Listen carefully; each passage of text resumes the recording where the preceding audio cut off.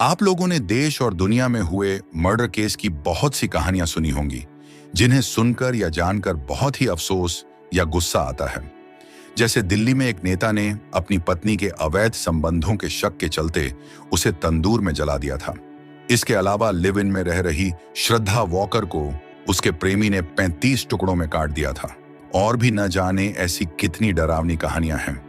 लेकिन आज मैं आपको एक ऐसी कहानी बताने जा रहा हूं जिसमें कातिल खुद अपना जुर्म कबूल कर लेता है, पर सबूत इतनी सफाई के साथ मिटाता है कि खुद को तो छोड़िए, पुलिस और फॉरेंसिक टीमें भी मिलकर सबूत नहीं ढूंढ पाती हैं। आखिर क्या है ये पूरी कहानी, आइए जानते हैं सब कुछ विस्तार से। आगे इस वीडियो में दोस्तों, एक कहानी को बनाने के लिए काफी समय और मेहनत लगती है, तब जाकर केस से जुड़ी सही जानकारी इकट्ठा हो पाती है। इसीलिए चैनल को सब्सक्राइब करके सपोर्ट जरूर करें। तो चलिए कहानी शुरू करते हैं। हैदराबाद की राजधानी तेलंगाना के झिल्लेलागुड़ा क्षेत्र की न्यू वेंकटेश्वर कॉलोनी में वेंकटा माधवी अपने पति गुरुमूर्ति और 2 बच्चों के साथ रहती थी। वेंकट माधवी की शादी 2012 में गुरुमूर्ति से हुई थी, जो कि इंडियन आर्मी में कार्यरत थे। वेंकट माधवी के पति गुरुमूर्ति 2020 में इंडियन आर्मी के नायब सूबेदार के पद से रिटायर हुए थे।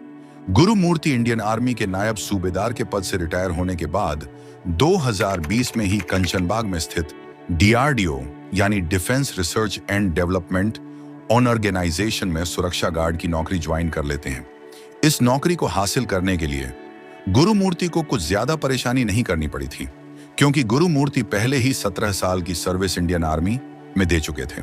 माधवी और गुरुमूर्ति अपने 2 बच्चों के साथ हैदराबाद के उपनगर झिल्लेलागुड़ा की न्यू वेंकटेश्वर कॉलोनी में स्थित अपने घर में बड़े ही आराम से रह रहे थे।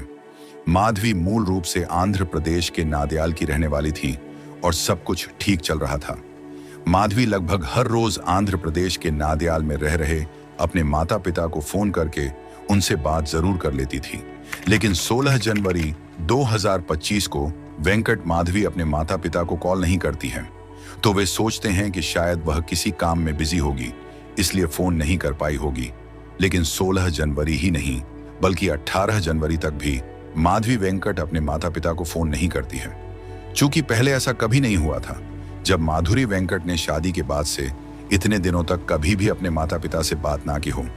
इसलिए जब 3 दिन तक भी माधवी से बात नहीं हो पाती है, तो माधवी के माता पिता अपने किसी जानने वाले से माधवी के बारे में जानकारी लेते हैं, तो उन्हें पता चलता है कि माधवी अपने बच्चों को घर में छोड़कर 3 दिन से अपनी किसी सहेली के यहाँ पोंगल का त्योहार मनाने के लिए गई है।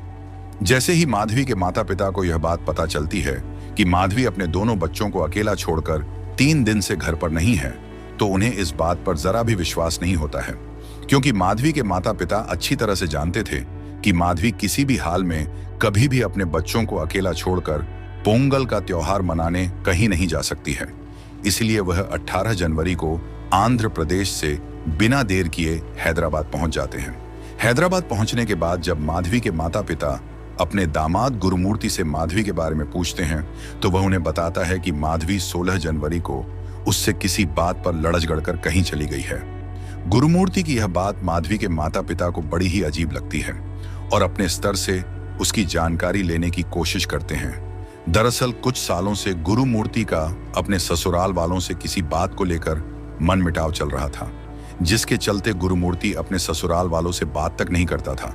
इसलिए गुरुमूर्ति अपने ससुराल वालों से माधवी के घर से गायब होने के बारे में भी उन्हें नहीं बताता है। माधवी के घर से कहीं चले जाने की बात सुनकर उसके माता पिता को अपने दामाद गुरुमूर्ति की बात पर शक हो गया था और माधवी की मां उप्पला सुब्बम्मा मीरपेट थाने में जाकर अपनी बेटी के गुमशुदगी की जानकारी देती है। माधवी के माता पिता द्वारा गुमशुदगी की जानकारी मिलने के बाद पुलिस को बड़ा ही आश्चर्य होता है कि जिस व्यक्ति की पत्नी 3 दिन से लापता हो, वह व्यक्ति इस बात की सूचना ना तो अपने सास ससुर को देता है और ना ही इस बारे में पुलिस को बताता है। खैर, पुलिस गुरुमूर्ति को पूछताछ करने के लिए थाने बुला लेती है। पूछताछ करने पर गुरुमूर्ति पुलिस को बताता है कि माधवी अपने घर जाने के लिए बोल रही थी। चूंकि 14 जनवरी 2025 को मकर संक्रांति थी और गुरुमूर्ति माधवी को उसके घर जाने के लिए मना कर रहा था, क्योंकि गुरुमूर्ति का अपनी ससुराल से मनमुटाव चल रहा था। गुरुमूर्ति अपने बयान में बताता है कि इसी बात को लेकर हम दोनों में झगड़ा हो गया था और झगड़ा होने के बाद माधवी गुस्से में घर से चली गई थी। गुरुमूर्ति और उसके सास ससुर के बयान के आधार पर 18 जनवरी 2025 को पुलिस माधवी के गुमशुदगी की रिपोर्ट दर्ज कर लेती है और मामले की छानबीन शुरू कर देती है। उसी दिन यानी 18 जनवरी 2025 को 2025 की शाम को ही गुरुमूर्ति के चाचा थाने पहुंचकर पुलिस को बताते हैं कि गुरुमूर्ति ने माधवी का कत्ल कर दिया है, क्योंकि गुरुमूर्ति ने थाने से घर आने के बाद अपने चाचा को बता दिया था कि उसने माधवी का कत्ल कर दिया है और उसे ढूंढने का कोई फायदा नहीं है। इतना ही नहीं, गुरुमूर्ति अपने चाचा को यह भी बताता है कि पुलिस कभी भी उसकी लाश नहीं ढूंढ पाएगी। इसीलिए गुरुमूर्ति के चाचा डर जाते हैं कि अगर कभी बाद में गुरुमूर्ति पुलिस की पकड़ में आ गया तो वो उसका नाम भी बता सकता है कि मैंने तो अपने चाचा को इस कत्ल के बारे में पहले ही बता दिया था, जिसके चलते पुलिस मुझे भी कत्ल की जानकारी छुपाने के जुर्म में गिरफ्तार कर सकती है। इसलिए गुरुमूर्ति के चाचा थाने में जाकर माधवी के कत्ल की बात पुलिस को बता देते हैं। गुरुमूर्ति के चाचा द्वारा यह जानकारी मिल जाने के बाद पुलिस बिना देर किए गुरुमूर्ति को उठाकर थाने ले आती है और पूछताछ शुरू करती है। पूछताछ करने पर गुरुमूर्ति जो खुलासा करता है उसे जानकर सभी चौंक जाते हैं। दरअसल 14 जनवरी 2025 को मकर संक्रांति का त्योहार था और यह त्योहार हैदराबाद में पोंगल के रूप में बड़े ही उत्साह के साथ मनाया जाता है। हैदराबाद में यह त्योहार एक दिन नहीं बल्कि कई दिनों तक बड़े ही हर्षोल्लास के साथ मनाया जाता है। चूंकि गुरुमूर्ति का किसी बात को लेकर अपने ससुराल वालों से मनमुटाव चल रहा था, इसलिए गुरुमूर्ति अपनी पत्नी माधवी को उसके घर नहीं जाने दे रहा था। किंतु माधवी इस साल यह त्योहार आंध्र प्रदेश में जाकर अपने घर वालों के साथ मनाना चाहती थी। इसी बात को लेकर माधवी और गुरुमूर्ति में कई दिनों से विवाद चल रहा था। गुरुमूर्ति अपनी पत्नी के बार बार मायके जाने की जिद से इतना ज्यादा नाराज हो जाता है कि वह मन ही मन माधवी को अपने रास्ते से हटाने का एक खौफनाक प्लान बना लेता है।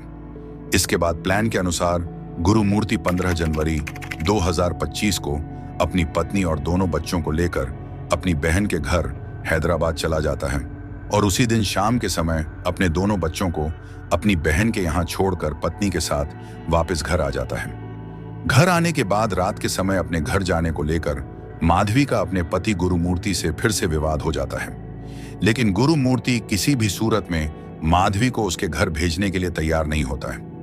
इसी लड़ाई झगड़े के बीच किसी तरह रात तो गुजर जाती है, लेकिन सुबह होते ही माधवी एक बार फिर से अपने घर जाने की जिद करने लगती है और इसी बात को लेकर फिर से सुबह सुबह दोनों में झगड़ा हो जाता है। चूंकि गुरुमूर्ति ने पहले ही माधवी को अपने रास्ते से हटाने का प्लान बना लिया था, इसलिए जब सुबह के समय भी माधवी घर जाने की जिद करती है तो गुरुमूर्ति काफी गुस्से में आ जाता है और माधवी का सिर पकड़कर दीवार पर दे मारता है। गुरुमूर्ति माधवी का सिर दीवार पर एक बार नहीं बल्कि कई बार मारता है, जिसके चलते माधवी बेहोश होकर जमीन पर गिर जाती है और बेहोश हो जाने के बाद गुरुमूर्ति गला घोंटकर माधवी की हत्या कर देता है। माधवी के मर जाने के बाद गुरुमूर्ति को पहली बार इस बात का एहसास होता है कि अगर किसी को पता चल गया तो समाज और उसके बच्चे उसे क्या कहेंगे। इसलिए भेद खुल जाने के डर से सुबह के 8 बजे से लेकर सुबह के 10 बजे तक यही प्लान बनाता रहता है कि इस लाश को कैसे ठिकाने लगाया जा सकता है। काफी सोच विचार करने के बाद सबसे पहले गुरुमूर्ति माधवी की लाश को बाथरूम में लेकर जाता है और फिर घर के चाकुओं से ही बॉडी के कई टुकड़े कर देता है। फिर हड्डियों से मांस को अलग करना शुरू करता है। पूरी बॉडी के टुकड़ों से मांस और हड्डियों को अलग करने के बाद गुरुमूर्ति घर में रखी पानी गर्म करने की रोड से एक प्लास्टिक की बाल्टी में पानी गर्म करता है। जब पानी पूरी तरह से खौलने लगता है तो मांस के टुकड़ों को बाल्टी के खौलते हुए पानी में डालना शुरू करता है, जिससे मांस के टुकड़े नरम हो सके। मांस के टुकड़ों को नरम हो जाने के बाद गुरुमूर्ति सबसे पहले उन मांस के टुकड़ों को ग्राइंडर करना शुरू करता है और कुछ टुकड़े को गैस के बर्नल पर रखकर जलाना शुरू करता है। इसके बाद हड्डियों को गुरुमूर्ति मूसल के द्वारा पीसना शुरू करता है और सभी हड्डियों का चूरा बना देता है। हड्डियों का चूरा और मांस के टुकड़ों का मिक्सचर बनाने के बाद हड्डियों के चूरे और मांस के मिक्सर को टॉयलेट में पानी के साथ बहा देता है। लेकिन अभी भी बॉडी के कुछ पार्ट्स और चूरा बच गया था, जिसे गुरुमूर्ति एक पॉलिथीन में भर लेता है और शाम होने का इंतजार करने लगता है। जैसे ही शाम होती है, गुरुमूर्ति अपने घर से 1 किलोमीटर दूर झिल्लेलागुड़ा झील में बाकी बचे इन सभी अवशेषों को नदी में बहाकर घर वापस आ जाता है। घर वापस आने के बाद गुरुमूर्ति सबसे पहले बाथरूम और उन सभी चीजों को बड़ी ही अच्छी तरह से साफ करता है जिस भी चीज का प्रयोग बॉडी को ठिकाने लगाने के लिए किया गया था। इसके बाद पूरे घर को बड़ी ही अच्छी तरह से कई बार धुलकर घर के अंदर परफ्यूम छिड़क देता है और घर की सभी खिड़कियां खोल देता है जिससे घर की बदबू बाहर निकल जाए। अपनी पत्नी को मारने से लेकर उसकी लाश को ठिकाने लगाने तक गुरुमूर्ति को लगभग 8 से 10 घंटे लग जाते हैं। घर की धुलाई और सारे सबूत मिटाने के बाद गुरुमूर्ति लगभग 9:30 बजे अपने बच्चों को लेने बहन के घर जाता है और उन्हें लेकर वापस घर लौट आता है। घर वापस आने के बाद जब बच्चे अपनी मम्मी के बारे में पूछते हैं तो गुरुमूर्ति उन्हें यह कहकर गुमराह कर देता है कि उनकी मम्मी अपनी सहेली के घर गई है और 2-4 दिन के बाद वापस आ जाएगी। लेकिन मासूम बच्चे इस बात से बिल्कुल अनजान थे कि उनकी मां अब इस दुनिया में नहीं है और ना ही उसे अब कभी वह देख पाएंगे। इसके बाद धीरे धीरे 3 दिन गुजर जाते हैं पर गुरुमूर्ति अपने बच्चों के साथ नॉर्मल बिहेव करता रहता है जैसे कुछ हुआ ही ना हो। गुरुमूर्ति 18 जनवरी से ही पुलिस हिरासत में था, लेकिन पुलिस के सामने समस्या यह थी कि गुरुमूर्ति भले ही अपना जुर्म कबूल कर चुका है और सारी कहानी भी पुलिस को बता चुका है, पर पुलिस और फॉरेंसिक टीम गुरुमूर्ति के घर का कोना कोना छान मारती है, लेकिन घर के अंदर से ऐसा कोई भी सबूत नहीं मिल पाता है जिससे यह साबित हो सके कि गुरुमूर्ति जो कहानी बता रहा है वह सच है, क्योंकि गुरुमूर्ति ने घर को इतनी अच्छी तरह से साफ किया था जिसके कारण फॉरेंसिक टीम को माधवी के शरीर का कोई भी अंश नहीं मिल पाया था। इसके अलावा दिल्ली और गुजरात के वैज्ञानिक विशेषज्ञों, सुराग टीमों, तेलंगाना फॉरेंसिक विज्ञान प्रयोगशाला के वैज्ञानिकों के साथ ल्यूमिनरी फॉरेंसिक विशेषज्ञों की टीम भी जांच करती है, लेकिन किसी को भी ऐसा कोई सबूत नहीं मिल पाता है जिससे यह साबित हो सके कि माधवी का कत्ल इसी घर में किया गया है। अब पुलिस के सामने समस्या यह थी कि इस बात को कैसे साबित किया जाए कि माधवी मर चुकी है।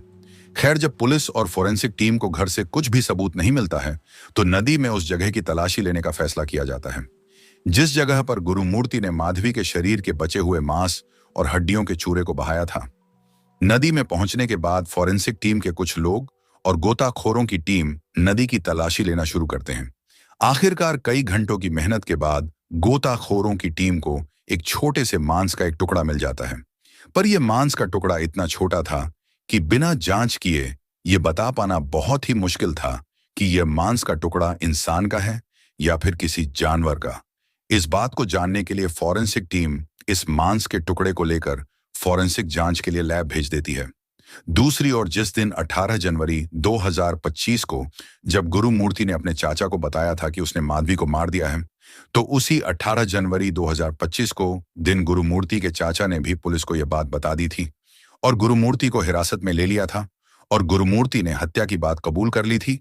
इसलिए पुलिस ने 18 जनवरी 2025 को ही माधवी के माता पिता के डीएनए सैंपल ले लिए थे। गुरुमूर्ति को हिरासत में लेने के बाद से ही पुलिस अपनी जांच कर रही थी और आखिरकार 10 दिन बाद यानी 28 जनवरी 2025 को नदी में मिले उस मांस के टुकड़े की डीएनए रिपोर्ट आ जाती है और यह डीएनए रिपोर्ट माधवी के माता पिता के डीएनए रिपोर्ट से मैच कर जाती है। डीएनए रिपोर्ट मैच कर जाने के बाद अब यह बात साफ हो जाती है कि नदी में मिला छोटा से मांस का टुकड़ा माधवी के शरीर का ही है। इसके बाद फॉरेंसिक टीम इस बात की सूचना राचकोंडा के पुलिस कमिश्नर सुधीर बाबूजी को बता देते हैं। अब पुलिस के पास गुरुमूर्ति के खिलाफ एक पक्का सबूत था, क्योंकि फॉरेंसिक की इस रिपोर्ट को कोई भी गलत साबित नहीं कर सकता है। इसलिए 10 दिन से पुलिस हिरासत में रह रहे गुरुमूर्ति को ऑफिशियली गिरफ्तार कर लिया जाता है और गुमशुदगी की रिपोर्ट को हत्या के मामले में दर्ज कर लिया जाता है। हत्या का मामला दर्ज होने के बाद गुरुमूर्ति पर भारतीय न्याय संहिता की धारा 103 हत्या करना, धारा 238 सबूत मिटाना और पति द्वारा पत्नी के साथ क्रूरता करने पर धारा 85 के अंतर्गत मुकदमा दर्ज कर लिया जाता है। इस पूरे केस का खुलासा हो जाने के बाद जब राचकोंडा के पुलिस कमिश्नर गुरुमूर्ति से पूछते हैं कि क्या तुम्हें इस बात का कोई पछतावा है, तो गुरुमूर्ति कमिश्नर साहब से कहता है कि मुझे इस बात का जरा सा भी पछतावा नहीं है। इतना ही नहीं, राचकोंडा के पुलिस कमिश्नर यह भी बताते हैं कि गुरुमूर्ति एक आक्रामक व्यक्ति थे जिन पर पहले भी धारा 498 दहेज, उत्पीड़न और घरेलू हिंसा के तहत मामले दर्ज किए गए थे। विवाद के बाद गांव के बुजुर्गों ने दंपति को परामर्श भी दिया था और इस तरह एक मामूली सी बात को लेकर आर्मी का एक रिटायर्ड फौजी अपनी पत्नी से इतनी ज्यादा नफरत कर बैठता है कि उसे मौत के घाट ही उतार देता है। तो ये थी इस केस की पूरी कहानी। आप इस जघन्य अपराध करने वाले गुरुमूर्ति के बारे में क्या कहना चाहोगे? कमेंट करके बताएं और वीडियो को लाइक और शेयर करते हुए चैनल को सब्सक्राइब जरूर करें। हमें आपके सपोर्ट की बहुत जरूरत है। तो मिलते हैं फिर किसी अगली वीडियो में एक नई कहानी के साथ। तब तक के लिए धन्यवाद।